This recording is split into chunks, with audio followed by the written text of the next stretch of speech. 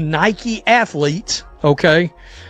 So I think that's something to think about when it comes to all the back and forth between LeBron and Caitlin Clark.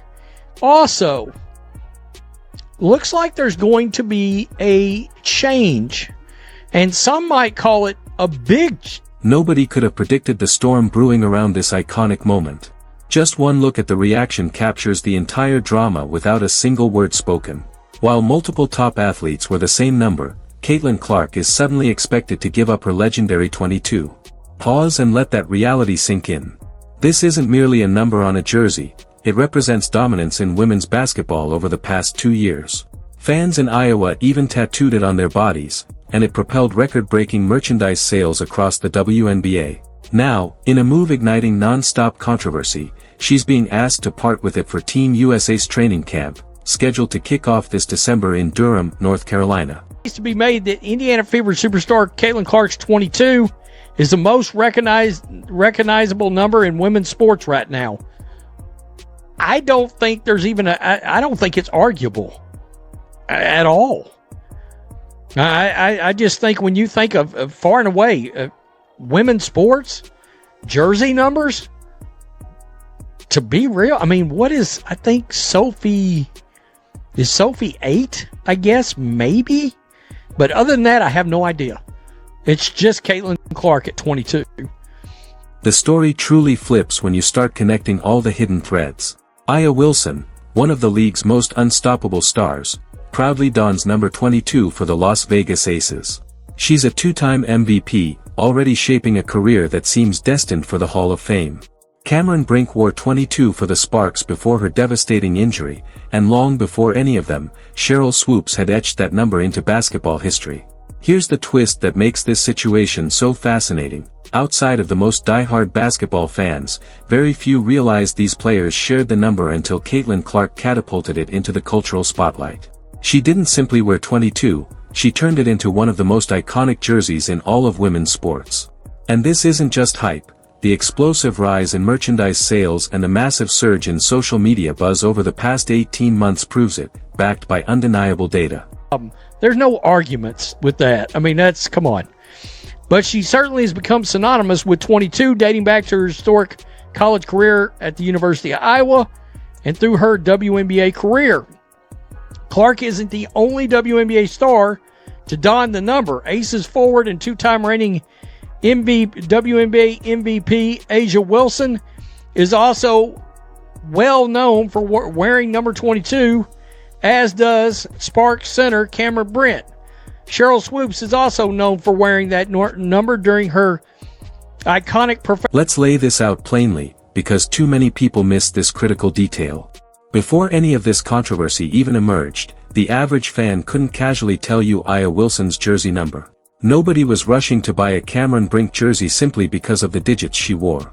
And Sheryl Swoopes, one of the all-time greats, retired over a decade ago, long before this new generation of fans even started paying attention. Right now, the cultural weight and instant recognition of the number 22 in women's basketball belong to only one athlete, Caitlin Clark. Yet, despite this undeniable fact, Team USA chose to take that number away from her, giving her number 17 instead. But here's the twist that almost nobody is highlighting, the real shocker in all of this. No one on Team USA is wearing 22 at all. They didn't assign it to Aya Wilson, they didn't pass it to a newcomer, and they didn't even fill it for camp. They simply left it unused, effectively sidelining the most iconic number in the sport entirely. Than what they're accustomed to on their professional teams. Caitlin Clark is going to wear number 17 at Team USA training camp. I'm going to tell you this, and I can't believe I'm going to use the word if. When she makes the roster as what should be the starting point guard for Team USA, that Team USA number 17 jersey about to sell. Woo-wee. They're going to be gone in. Everything changes the moment a routine roster update suddenly grabs the spotlight and refuses to be ignored. Sure, Team USA has a long-standing rule preventing players from sharing jersey numbers, a sensible guideline to keep things organized on the court. Naturally, when multiple stars wear the same number in the WNBA or college, someone has to compromise. That part is routine. Paige Buchers is switching her number. Angel Reese is taking 25 instead of her signature 10. Aya Wilson has made adjustments in past cycles, and Aaliyah Boston is shifting to 30 for camp. These types of changes happen all the time. But here's the key detail that truly exposes what's happening. Only one number was entirely removed from the roster, 22. It's the only jersey that no player is allowed to claim. Nobody wore it. Nobody replaced it. It's simply sitting there, deliberately left unused. And that single, deliberate decision speaks volumes about how USA Basketball is handling the intense spotlight on Caitlin Clark, a spotlight driven by her massive popularity, cultural influence, and undeniable rise to basketball dominance. Let me see if there's a load in and come up. I don't know how big it's going to be. Number. Okay, number. Right there. Number 17. So who is actually getting 22?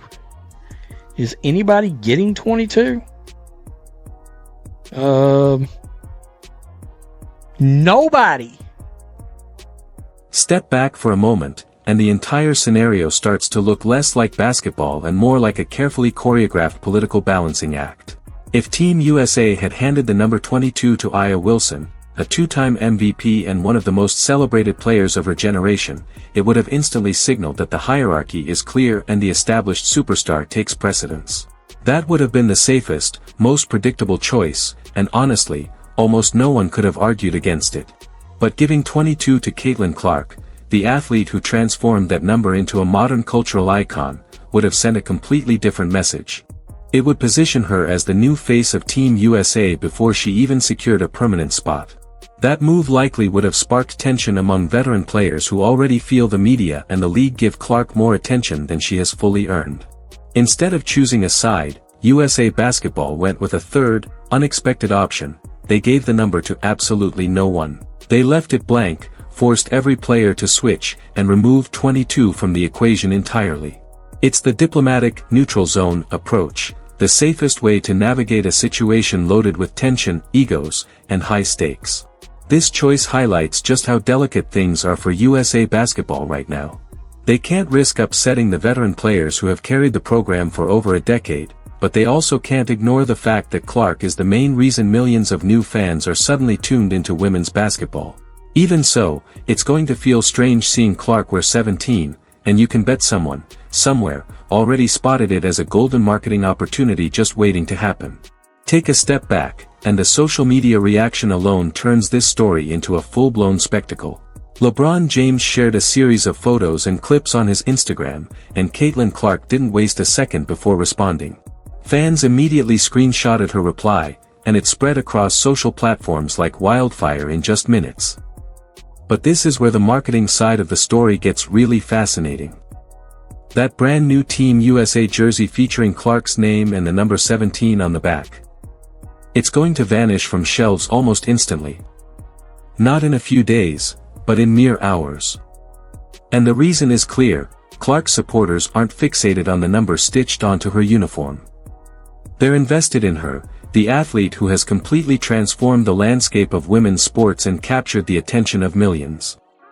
The results speak for themselves. When Caitlin Clark was named an All-Star in July 2024, her jersey outsold every other player combined, even though she didn't play due to a groin injury. Her Iowa No. 22 became the best-selling women's college basketball jersey in NCAA history, and her Fever number 22 shattered WNBA merchandise records within just her first month in the league. Now, the number 17 is quickly becoming the second most recognizable number in women's basketball, and for one simple reason, Caitlin Clark is the one wearing it. But beyond the hype, the media frenzy, and the record-breaking sales, there's another layer to this story, a behind-the-scenes interaction that carries far more significance than fans may realize. This is the moment where the story almost feels like it belongs on the big screen. LeBron James recently posted a highlight collage on Instagram celebrating his 20-plus years in the league, captioning it simply, Year 23. Among the thousands of reactions flooding in, Caitlin Clark left a single, powerful word, King. Kevin Durant wrote the same comment, but Clark's reply resonates differently once you consider the bigger picture. LeBron has been one of her most consistent and vocal allies throughout her rookie journey. When she was being physically targeted early in the season, it was LeBron who publicly called out the unnecessary roughness. When analysts questioned whether she truly deserved all the attention, LeBron stepped in to defend both her talent and her influence. And when the Olympic roster controversy erupted after she was unexpectedly left off the Paris 2024 team, he was one of the very few NBA superstars willing to publicly say she absolutely deserved a spot. What gives LeBron's support even more weight is the business connection linking them. Both are marquee Nike athletes. LeBron's lifetime partnership with the brand is one of the most lucrative deals in sports history, while Clark signed an 8-year, $28 million Nike contract in April 2024, the largest endorsement deal ever for a women's basketball player. So when LeBron publicly backs Caitlin Clark on social media, he isn't just showing friendship or offering encouragement. He's also reinforcing and protecting one of Nike's most valuable rising stars, giving even more significance to every word he shares. In essence, LeBron is safeguarding the future of the brand that helped define his legendary career. By championing Caitlin Clark so openly, he's ensuring the next generation of basketball fans grows up fully immersed in the Nike universe. If Clark becomes the dominant face of women's basketball for the next decade, and all indicators point that way, Nike benefits massively, and LeBron's legacy expands further as the superstar who helped shape that historic transition. But there's an even more profound layer beneath all of this. LeBron is now 40. Injuries have sidelined him for several games this season, and the Lakers haven't looked like legitimate contenders. The entire sports world senses it. This could very well be his final season before retirement, or before he seriously considers the reported $200 million, 2-year offer from Saudi Arabia. So when he posts, year 23, and Clark responds with, King, it carries the unmistakable energy of a symbolic handoff, one generational icon acknowledging another rising superstar. And that moment becomes even more significant when you notice who isn't delivering the same kind of support. NBA stars continue to line up in praise of Clark's game. Steph Curry has lauded her shooting range, Damian Lillard has compared her deep threes to his own, Draymond Green has defended her when physical play went too far, and Jason Tatum has declared her must-watch television. The endorsements just keep pouring in, and the list only seems to grow longer. Yet curiously, a surprising number of WNBA veterans, the very players who should be championing her impact the most, have remained largely silent.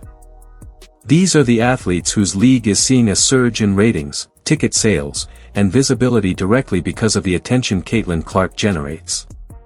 Their salaries, sponsorships, and overall platforms are growing thanks to her influence, yet many still can't bring themselves to publicly recognize it. Clark's meteoric rise has done more than elevate her own profile, it has cast a spotlight on the entire WNBA, finally making the league relevant to casual and mainstream sports fans alike. But instead of celebrating that, some corners of the league have met her ascent with resistance. Social media posts cropped up questioning whether she was real basketball or merely a media creation. She endured relentless physical targeting on the court that far exceeded normal competitive play. Even some seasoned veterans openly debated whether she truly deserved Rookie of the Year, despite compiling one of the most historic statistical seasons in recent memory. This tension reveals a strikingly uncomfortable truth about how the WNBA has responded to its brightest emerging star. Take the All-Star game in July as a perfect example. Clark couldn't even play due to a lingering injury, yet her jersey outsold every other player's combined. Fans flooded the arena wearing her number, the broadcast repeatedly highlighted her, and you could almost sense the quiet resentment from veterans who felt overshadowed, even though she wasn't even on the court. That level of attention wasn't her doing, but it inevitably created friction. Now she's entering Team USA's training camp wearing number 17, vying for a roster spot on the same squad that shockingly left her off the Paris Olympic roster just 6 months ago.